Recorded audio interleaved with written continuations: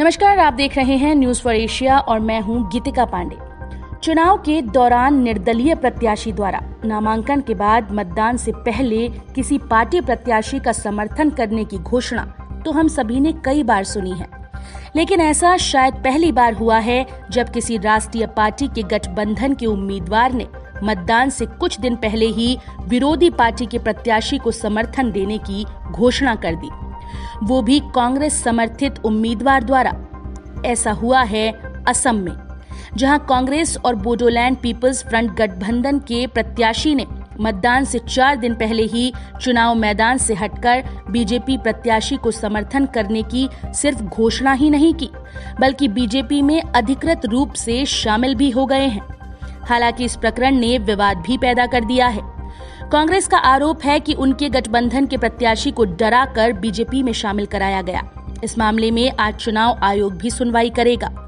मतदान से पहले बीजेपी में शामिल होने की घोषणा करने वाले कांग्रेस समर्थित बोडोलैंड पीपल्स फ्रंट के उम्मीदवार रंगजा खुंगूर बासुमतरी हैं, जिन्हें कांग्रेस गठबंधन से तामुलपुर विधानसभा सीट से उम्मीदवार बनाया था। यहां तीसरे चरण में 7 अप्रैल को मतदान होना है। बासुमतरी कथित तौर पर 2 दिन तक लापता थे और बुधवार की आधी रात को वह वरिष्ठ बीजेपी नेता हेमंत बिस्वा शर्मा से मिले।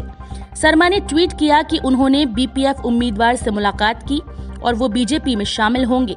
इसके बाद रंगजा खुंगूर बासुमतरी केंद्रीय मंत्री नरेंद्र सिंह तोमर की मौजूदगी में बीजेपी में शामिल हो गए।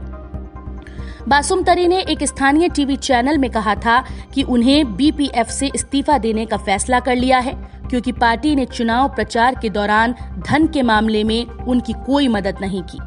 बासुमतरी ने कहा कि तकनीकी कारणों से अब उम्मीदवारी वापस लेना संभव नहीं, लेकिन वो बीजेपी के सहयोगी यूपीपीएल के उम्मीदवार लेहोराम बोरो का समर्थन करेंगे।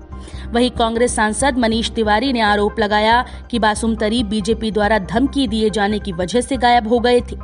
बीजेपी गलत तरीकों से चुनाव जीतना चाहती है। उन्होंने चुनाव आयोग से इस घटनाक्रम पर विस्तार से जांच की मांग की।